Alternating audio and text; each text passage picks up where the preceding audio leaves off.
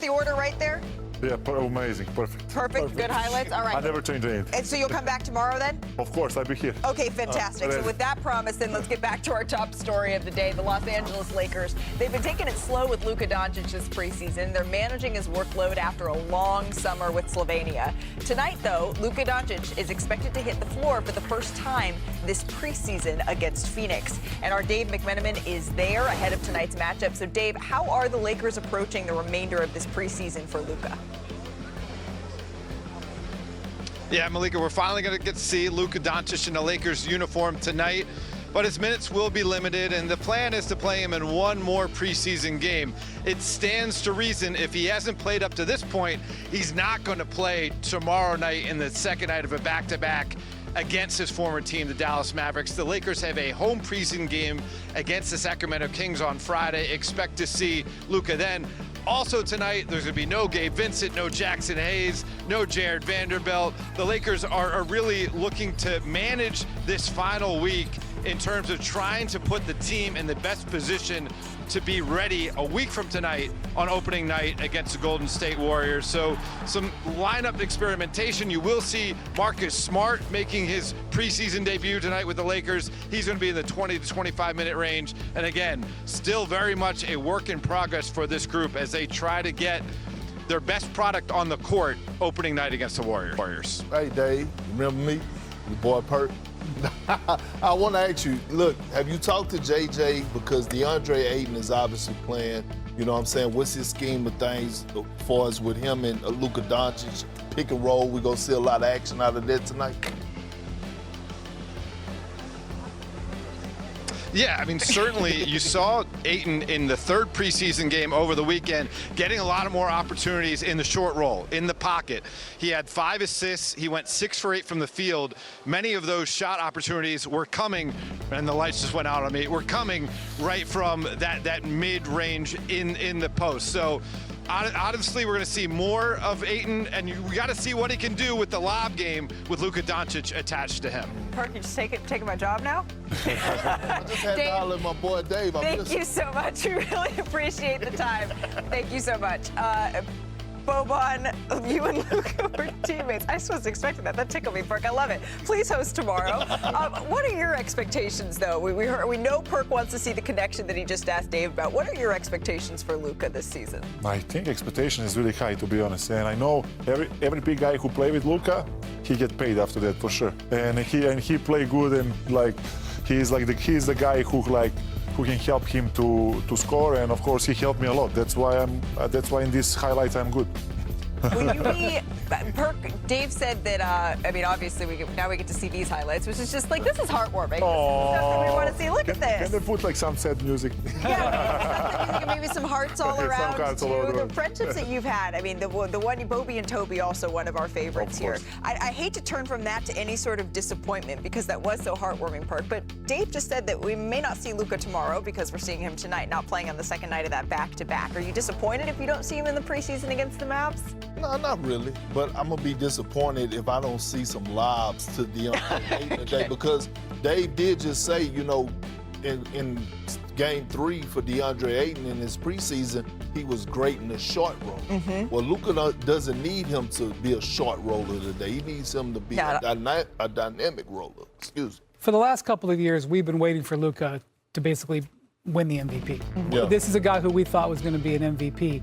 Last year, he was injured. He was dealing with that injury for most of the season, and he got traded in the middle of it.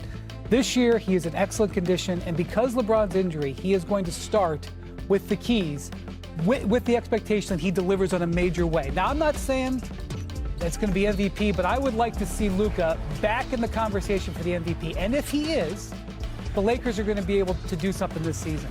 But there is no reason why he shouldn't be very dynamic for this team. It is now being constructed around him. LeBron is out. Even if when LeBron comes back, they're going to need him. Let's see Luka have a MVP level season. It is all set up for him. You played with him. Is this the best, most athletic version of Luka that you've seen? For me, he always was athletic. Just depends how tired he is. You know, like sometimes he's tired, sometimes he's less tired, but you know, like he play every game. He have the ball like 40 minutes, and it's all offense on him. what is like really like good, but he for sure is best shape right now. He look great. Does Luka listen to the outside noise, the media, the critics, a guy like myself that has criticized him in the past and used that as motivation? Maybe sometimes. Okay. Sometimes when he feel down, he listens, but mostly he's focused on himself. Perk, everyone listens to you. I was just asking. Everyone listens to you. But I appreciate that you self-identified there as a hater. So, Boban, first show in the books. For sure in the book, check. Check. Does that mean we get you back for the rest of the week? Yes. All right. That means we get Boban back for the rest of the week. Basket. There's no reason to believe, especially with LeBron out, that Luka isn't getting off to a great offensive start to the season. And by the way, Austin Reeves has looked really good in the preseason so far. And when Austin Reeves played with Luka last year, a lot without LeBron, which happened a handful of times, he was very prolific. So I actually think the Lakers can survive this stretch. You have Luka and Austin Reeves leading the scoring. It would allow them to play two defenders in Jared Vanderbilt and Marcus Smart, who's also going to make his Laker debut tonight.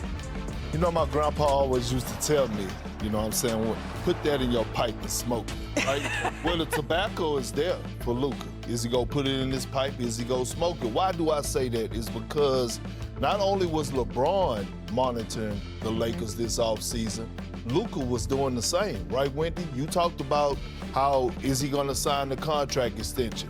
The Lakers went out and made moves. Luka helped recruited two guys, Marcus Smart, DeAndre Ayton. Yeah. I'm starting tonight. I want to see the chemistry between Luka and DeAndre Ayton. We know that he loves a live threat at the basket. They didn't have that consistently last year, and now you go out, you get a young guy in DeAndre Ayton who's just touching the surface of his prime, and now let's see how that match, how it's going to look together with him and Luka. Yeah, watching the early fruits of that partnership is certainly something that's going to be interesting. You have a unique take on this, Boban, because you played with Luka Doncic. Yes, I play with Luka Doncic, and he's beast. Not because he's my friend, I think he's really beast. I know I watched him this summer on Europe Championship, and how he play. Okay, full respect to all Slovenian players, but without him, like they will not be what they be, and they have a great game, and they almost win Europe Championship Germany. Boban, imagine if he had played for Serbia, as he could have. Boban played for Team Serbia. Imagine if Luka played for Serbia. We will be unstoppable. Jokic and him together, and Jokic become like lob threat too. Well, that's what that unstoppable, that beast nature is what the Lakers are hoping that they're going to get out of Luka starting tonight. Yeah, so Luka's in an interesting spot here. So the Lakers obviously have made some additions, as Perk mentioned this year with DeAndre Ayton, to try to make this year special. But they're sort of in the interim here because when you look at their roster, 8 of their players are free agents after this year. Luka signed his extension long term. As the Lakers try to figure out who their future is around Luka, I'm not so sure if any of these guys, probably Austin Reeves would be my number one. Even LeBron, I don't know where he's going to be next year. So part of this season, while the Lakers try to maximize what they've got, is who amongst these guys are core players alongside Luka for the medium haul? But it might not be none of these guys, to be honest, and that's on Luka, right? You want to be eye candy. You want guys to want to come join and play alongside Luka Doncic, like guys wanted to play with a Steph or a LeBron, or, you know. And so at the end of the day, again, this is his team. You want to make sure that you still have, you know, the mindset, the focus, the discipline to say that, hey, I want to go over there and play with Luka. So again, it's a test season for them. I get that part, but again, it's a test around the league because all eyes are going to be on Luka Doncic. Including LeBron James, right? Dave McMenamin has talked on this show before about how LeBron early in the season is going to be watching the way that this Lakers group looks. We know that the Lakers outscored opponents by 152 points when Luka was on and LeBron was off last year. That's what they are trying to build on, that team that finished third in the Western Conference. We did have some great action, though, on the court last night. Brian, I know you're not crazy about the preseason, but you got to be crazy about this. Victor put up his biggest game that we have seen thus far. The Spurs in Indy last night. This is how this one went down. Early in the first quarter, the Spurs on the fast break with Wemby leading the break. What? This is what he can do. I mean, in all honesty, he probably should dribble a little bit less, but he's really good with the ball. He's not listening to you here. Gets the steal, runs the floor, lobs it to Stephon Castle. Perk, we're used to seeing him catch the lob. I know, but look, that's the beauty of having a guy that's 7'3", 7'5". Oh! KD and Shaq combined right there. God bless them there. A little later in the quarter, Wemby hits the step back three. This package of highlights is crazy. Exactly. 10 now for Wemby. He's made his first 6 shots for anyone who is counting here. Harrison Barnes at the free throw line. Wemby just effortless putback. Easy.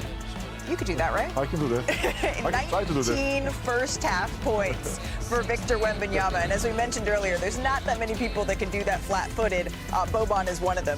Third quarter here, Spurs down 9. Barnes lobs it up to Wemby. Perky throws it down again. I mean, that's what I love, though, the mixture, Malika, playing inside out, and this young man right here, Dylan Harper.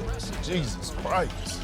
Wemby drives, finds Keldon Johnson for the bucket. He had 27 points, 11 rebounds, 4 assists. Hey, Rick Carlisle, what did you think of Wemby in this game? Look, I'm just glad we only see the guy twice a year. And I'd love to see him in the finals. You know, actually, it's gonna be 4 times a year this year because we play him again on Friday, which is great because he presents a different kind of challenge, and this is a great opportunity for our centers to have to navigate a different style of unicorn type player. I mean, that's a fact. So Victor is just 21 years old, and his growth plates are still open. When he was a rookie, he was listed at a tiny 7'3". A couple years later, he's now listed as 7'5". And we've seen all types of measurements on Victor's true height. But Boban, you've met him. You've stood next to him. How tall are you officially? I'm officially 7'4". You're officially 7'4". 7'4", maybe something little bit, but no. And Wemby, were you looking down at him or looking up at him? I was like, look like this. And I was like, no way. I know because on the paper, I was taller. You saw 7'3". I'm 7'4". And I was looking at him, I was like, no way. I'm taller than him. That has to have not happened to you very many times in your life. Because just to be clear, I'm wearing about 5-inch heels right now. So if we don't need to show the get closer there. If we're taking shoes off here, that's the height that we're talking about. There's only a few players where that is the case here, Brian. So look, he was listed at 7'3" as a rookie, but that was a lie. He was not 7'3". I believe he was actually about 7'5". He's now listed at 7'5". Boban, I think he might be approaching 7'7". Well, look, unofficially. I mean, listen, with the orthotics, you know what I'm saying, the 2-pair of socks, the ankles tape, definitely could get in there because I'm 6'8", 6'9", but on the floor I was 7'1" because I used to boost myself up. I was going to say, you were definitely listed at 7 foot. Let's just see one more time what that standing flat foot dunk would look like. And you're doing it on your tippy toes. He's not even really working that hard. You're doing it on your tippy toes. Before we rip down this rim here, this is what we're referring to, how he's able to just flat-footed do that. That's what I do to my sons in the driveway. Lower the basket down, you know what I'm saying? Daddy ball. But Boban was doing something pretty But seriously, real talk, Boban was just holding on to the rim on his tippy toes. If he is there, Victor can do it flat-footed. Boban's 7'4". That's my point. My point is I think he's about 7'7". And this rim a little bit higher. No, I And so we just wanted to show you exactly how difficult that is, or at least fear how many threes they're going to be putting up. So Giannis, he returned to action. He had 13 points. He grabbed 10 rebounds in his preseason debut.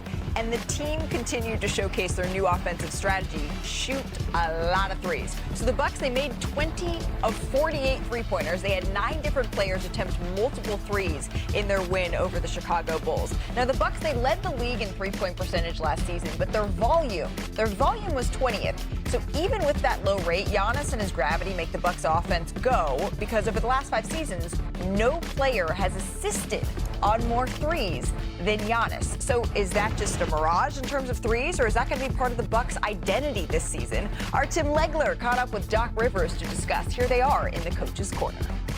We're going to get into the film. We're going to look at a little bit of half-court sets, different options you can get off of basically the same action, the same set. If you want to give us the play call, you can. We'll let this one play all the way through, and then we'll have multiple opportunities to stop it where you want to. But this is just tremendous ability. Get the ball from one side of the floor to the other, execute on the screens. A.J. Green comes off, one of your elite shooters, knocking down a shot. So tell me what you're looking for in this action and your personnel and what the reads are. I'm a big believer in multiple actions. In our league, the single action guys, the ISO guy, I think that's going away from our league. At least I hope so. All right? Yeah. So regular, this is just a pistol. Usually A.J. Green would just come off of a handoff from Scoot, and then Giannis would clean him up in a pick. But on this one, the first thing we actually look for, you see this back cut? I actually think he could have thrown it. He didn't like the window. But by him doing that, now you see Miles Turner. He's already in health. So that's number one. We've already sowed. The second part of this